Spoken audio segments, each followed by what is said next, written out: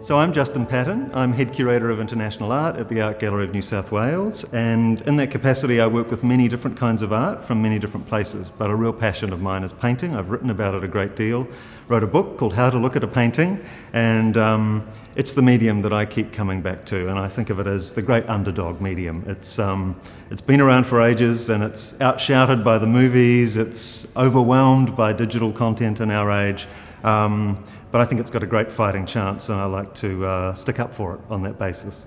There's such richness and variety in the contributions to this year's award that choosing any one trend in contemporary Australian art is quite a challenge. But walking around the show, I think a few things do stand out, and one is that in an age when we all live our lives in the culture of the black mirror, we're all looking at our phones relentlessly, we live our lives on and in screens and in the virtual world.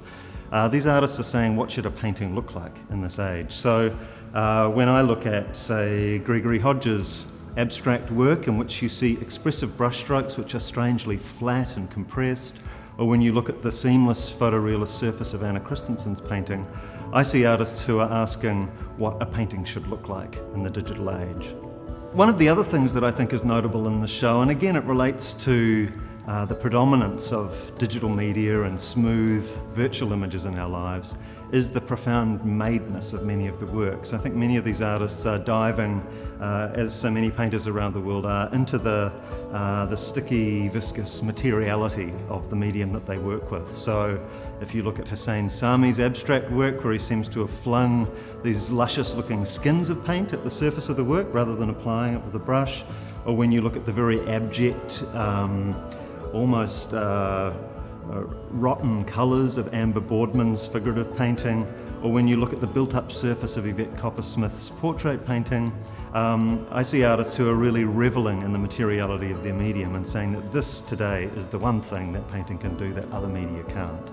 And if there's one other thing that really stood out for me amongst the contributions, it's that there's a number of works here which look back at us aggressively, and I think this is something that all painters want to do. They want their works to be alive on the wall and to somehow engage us in the same way that a living being, another person, might engage us.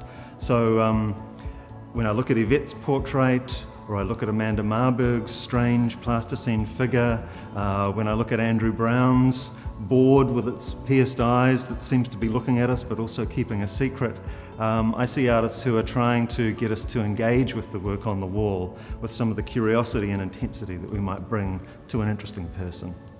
So what were we looking for as judges for this year's award? Well, I think you want to start a relationship with the work, and what that means is that there has to be a spark of connection for a start. You need to be pulled in by a work, but you also need, as the day unfolds, to be irritated, detained, worried, troubled, perplexed, bemused, and above all kept curious and interested by the painting. And it's for that reason that we settled on this work, The Awakening by Andrew Brown, as our winner. And it is a work that arrested us at first glance. And of course what pulled us in are those two holes in this painting, which read as eyes and which seem to stare at us. But at the same time, this board is keeping a secret. The closer you look, the more you see that there are paint marks on it. There are these strange runs of red that are spilling through the eyes from the other side, which convey the sense that this is indeed a painting, but we can't see what's on the other side of it. So I think like any great artwork, any great story, novel, painting, it keeps its secrets and thereby makes us lean in closer with that active curiosity. And the longer I looked, the more the scene started to sort of brew up with mystery, particularly those flanking trees, these spindly, bony, ghostly presences, which are strange trees indeed, and the more I looked, the more they began to strike me as figures, as presences. And the tree on the left in particular, as its branch reaches in towards the surface of that work, started to strike me as a kind of surrogate artist or an attendant of some kind. Is it making the painting? Is it touching the painting? Is it appreciating the painting? Or is it torturing it in some way? So one of the interesting things about this prize is that it calls for timeliness. It calls for the winning work to somehow speak to the spirit and the atmosphere of our times.